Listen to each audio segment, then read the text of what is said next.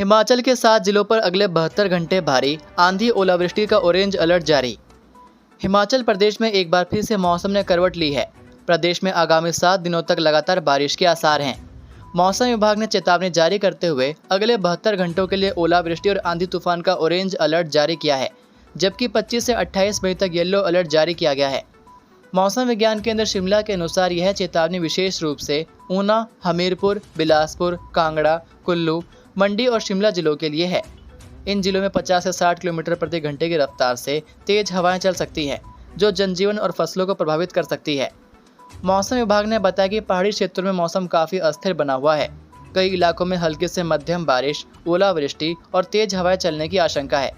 इससे खेतों में खड़ी गेहूं, मटर, सब्जियों आदि की फसलों को नुकसान पहुंच सकता है। वहीं शहरों में पेड़ गिरने, बिजली आपूर्ति बाधित होने और यातायात में व्यवधान की स्थिति भी बन सकती है। वहीं गुरुवार को राजधानी शिमला सहित प्रदेश के कई हिस्सों में सुबह से बादल छाए रहे, जिससे मौसम काफ़ी सुहावना बना रहा। बीते 24 घंटों के दौरान बारिश के चलते प्रदेश के अधिकतर क्षेत्रों में तापमान में भारी गिरावट दर्ज की गई है। भीषण गर्मी से जूझ रहे हिमाचल के कई जिलों का तापमान काफ़ी नीचे गिर गया है। कसौली में न्यूनतम तापमान 6.8 डिग्री गिरकर 15.5 डिग्री सेल्सियस रह गया। पांवटा साहिब में 5 डिग्री गिरावट दर्ज की गई और तापमान 23 डिग्री रह गया। शिमला का तापमान 5.6 डिग्री गिरकर 14.2 डिग्री तक पहुंच गया। सोलन में भी तापमान 15.5 डिग्री रह गया है। घर से खेतों में गया शख्स परिजनों को इस हाल में मिला, थम चुकी थी सांसें। हिमाचल प्रदेश में आए दिन हो रहे हादसों का सिलसिला थमने का नाम नहीं ले रहा। प्राकृतिक सौंदर्य के लिए मशहूर यह पहाड़ी राज्य अब दुर्घटनाओं और असमय मौतों की खबरों से भी चर्चा में रहने लगा है। ताजा मामला ऊना जिला से सामने आया है। यहाँ एक व्यक्ति की खेत में लाश मिली है। यह व्यक्ति खेत में गया था। काफ़ी देर तक वापस घर नहीं लौटने पर जब उसके परिजन उसे ढूंढने गए तो उन्हें खेत में उसका शव मिला। मामला ऊना जिला के उपमंडल अम्ब की ग्राम पंचायत जवार से सामने आया है। मृतक व्यक्ति की पहचान सतीश कुमार पुत्र मेहर चंद निवासी जवार जिला ऊना के रूप में हुई है। बताया जा रहा है कि सतीश कुमार खेत में पेड़ से लसोड़े, जो कि एक स्थानीय सब्जी है, उसको तोड़ने के लिए गया था, लेकिन काफ़ी देर तक वापस नहीं लौटा। इसी बीच मौसम भी खराब हो गया और तेज अंधड़ के साथ बारिश शुरू हो गई। अंधड़ और बारिश रुकने के बाद जब परिजन व्यक्ति की तलाश में निकले तो उन्हें वह खेत में पेड़ के नीचे पड़ा मिला।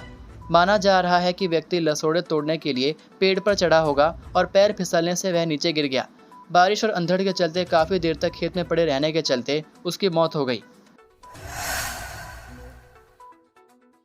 पक्के घर का सपना होगा पूरा, केंद्र ने पीएम आवास योजना राशि में की बढ़ोतरी, जाने। हिमाचल प्रदेश के शहरी क्षेत्रों में रहने वाले निर्धन और बेघर परिवारों के लिए एक बड़ी राहत की खबर आई है।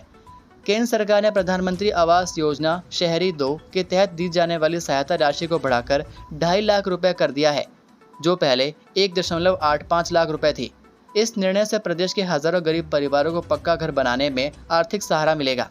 यह योजना अब हिमाचल प्रदेश के सभी शहरी क्षेत्रों में लागू की जा चुकी है, जिसमें आवेदन प्रक्रिया भी आरंभ हो गई है। धर्मशाला नगर निगम सहित राज्य के सभी नगर निकायों ने पात्र लाभार्थियों से आवेदन लेना शुरू कर दिया है। योजना के पहले चरण की सूची जून के पहले सप्ताह में केंद्र सरकार को भेजी जाएगी। कई वर्षों से पक्के घर का सपना संजोए बैठे निर्धन वर्ग के लिए यह योजना वरदान साबित हो सकती है। पहले कम राशि के कारण कई गरीब परिवार अधूरी निर्माण प्रक्रिया में अटके रह जाते थे, लेकिन अब 65,000 रुपये की अतिरिक्त सहायता मिलने से उनका घर पूरा करने का मार्ग प्रशस्त हो गया है। केंद्र सरकार की इस योजना का लाभ वही लोग उठा सकते हैं जो वर्तमान में बेघर हैं या उनके पास 1 या 2 कमरों का कच्चा मकान है। इसके अलावा इस योजना का लाभ लेने वालों के पास शहरी क्षेत्र में अपनी भूमि भी होनी चाहिए। वहीं जिन लोगों ने पहले किसी भी सरकारी योजना के तहत मकान निर्माण के लिए सहायता राशि ली है, उन्हें इस योजना का लाभ नहीं मिलेगा। डैम से बिना सूचना छोड़ा पानी, पार्वती नदी में बह गए 2 पर्यटक, एक की मिली देह। हिमाचल के कुल्लू जिला से एक दिल दहला देने वाली खबर सामने आई है। यहाँ बिना किसी सूचना के डैम परियोजना द्वारा छोड़े गए पानी से पार्वती नदी का जलस्तर अचानक बढ़ गया, जिसके चलते 5 पर्यटक पार्वती के तेज बहाव में बह गए हैं, जिसमें से एक पर्यटक का शव बरामद कर लिया गया। हालांकि अभी तक यह पुख्ता जानकारी नहीं मिली है कि पार्वती नदी में कितने पर्यटक बहे। मिली सूचना के अनुसार अचानक पार्वती नदी का जलस्तर बढ़ने से 2 जगहों से 5 पर्यटक बहे थे, जिसमें से 3 पर्यटकों को स्थानीय लोगों ने सुरक्षित रेस्क्यू कर लिया, जबकि 2 बहे पर्यटकों में से एक का शव बरामद हो गया। वहीं खबर मिलने तक लापता पर्यटक की तलाश की जा रही थी। घटना की जानकारी मिलते ही पुलिस प्रशासन की टीम मौके पर पहुंचकर रेस्क्यू अभियान में जुट गई। यह घटना कुल्लू जिला के मणिकर्ण घाटी में गुरुवार दोपहर 2 बजे के आसपास की बताई जा रही है। बताया जा रहा है कि मणिकर्ण घाटी के बरशैनी स्थित एनएचपीसी परियोजना ने डैम से अचानक पानी छोड़ दिया था, जिसके चलते पार्वती नदी का जलस्तर एकाएक ही बढ़ गया। इसी बीच पार्वती नदी के किनारे पर बैठे 5 पर्यटक नदी के तेज बहाव के चपेट में आ गए, जिसमें से 2 पर्यटक बह गए, जबकि 3 पर्यटकों को पुलिस प्रशासन ने रेस्क्यू कर लिया। पानी में बहते पर्यटकों का एक वीडियो भी वायरल हो रहा है। सरकारी इंजीनियरिंग कॉलेज में प्रिंसिपल की काली करतूत, छात्राओं से करता था नीचता। हिमाचल प्रदेश के एक प्रतिष्ठित सरकारी इंजीनियरिंग कॉलेज में छात्राओं के यौन उत्पीड़न और अनैतिक व्यवहार के गंभीर आरोपों ने एक बार फिर शिक्षा जगत को हिलाकर रख दिया है। मामला हिमाचल के बिलासपुर जिला के प्रमुख इंजीनियरिंग कॉलेज का है।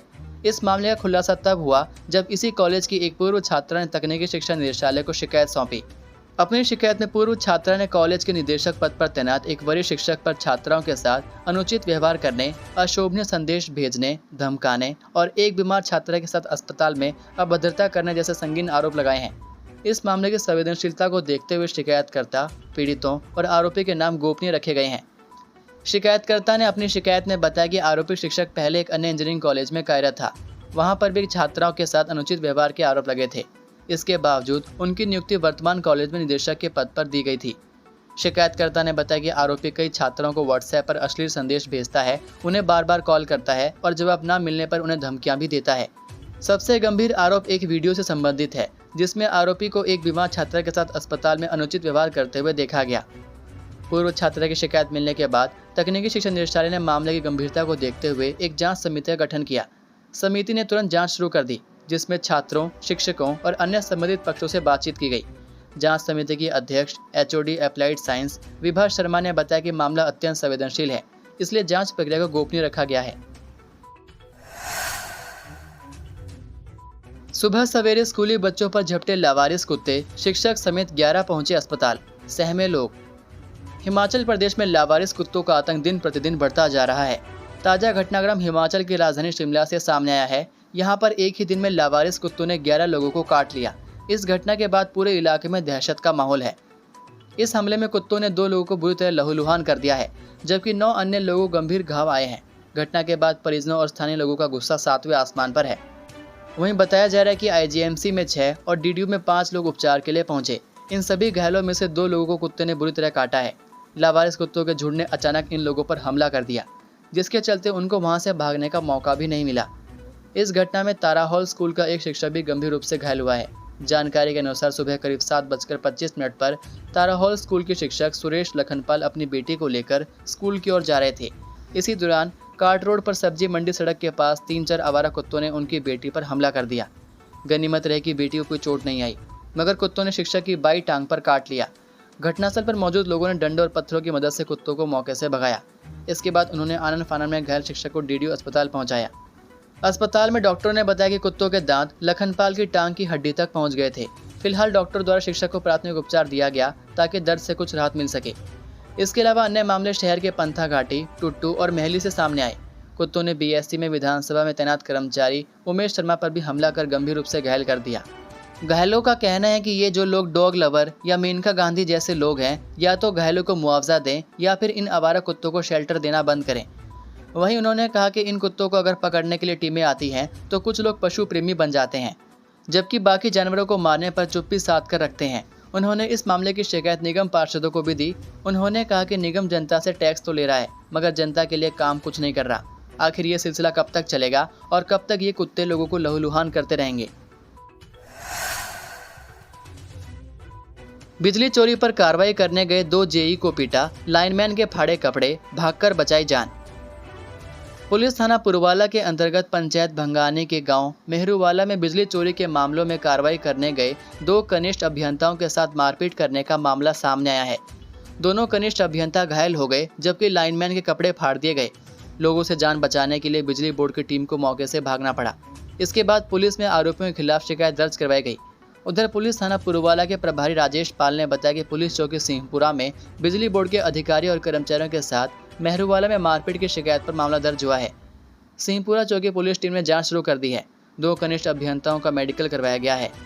जानकारी के अनुसार जिला सिरमौर के उपमंडल पुरुवाला के बिजली बोर्ड के कनिष्ठ अभियंता कुशल भाटिया और पीयूष ठाकुर के नेतृत्व में टीम सीएम हेल्पलाइन 1100 पर मिली एक शिकायत के बाद जांच के लिए मेहरूवाला गांव पहुंची। वीरवार सुबह करीब 11 बजे टीम ने जांच शुरू की। टीम ने पाया कि इलियास के घर समेत आसपास के 4 घरों में बिजली चोरी की जा रही है। जब टीम ने मौके पर अवैध कनेक्शन काटने शुरू किए तो महिलाओं समेत कुछ लोगों ने विरोध शुरू कर दिया। आरोपियों ने टीम के साथ गाली गलौज करने के साथ मारपीट की। दोनों कनिष्ठ अभियंताओं को चोटें आई हैं। वहीं बिजली बोर्ड कर्मचारी संघ ने आरोपियों के खिलाफ कड़ी कार्रवाई करने की मांग की है। डीएलएड की प्रवेश परीक्षा 29 को 1732 आवेदन रद्द, 15,609 अभ्यर्थी देंगे entrance exam. Himachal Pradesh school शिक्षा बोर्ड 29 मई को सुबह के सत्र में 2 वर्षीय डिप्लोमा इन एलिमेंट्री एजुकेशन के लिए कॉमन एंट्रेंस टेस्ट 2025 का आयोजन करेगा। इस परीक्षा के लिए शिक्षा बोर्ड ने तैयारियां पूरी कर ली हैं। परीक्षा के लिए प्रदेश भर में 87 परीक्षा केंद्र बनाए गए हैं। यहां पर अभ्यर्थी परीक्षा देंगे। हिमाचल बोर्ड ने 2 वर्षीय डिप्लोमा इन एलिमेंट्री एजुकेशन सत्र 2025-27 के लिए 4 से 29 अप्रैल तक ऑनलाइन आवेदन मांगे थे।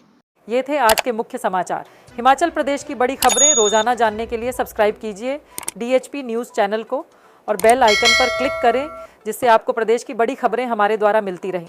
वीडियो को लाइक और शेयर ज़रूर कीजिए और आप हमारी वीडियो कौन से शहर से देख रहे हैं नीचे कमेंट करके ज़रूर बताइए। वीडियो में अंत तक बने रहने के लिए आपका बहुत बहुत धन्यवाद। जय हिंद, जय भारत, जय हिमाचल।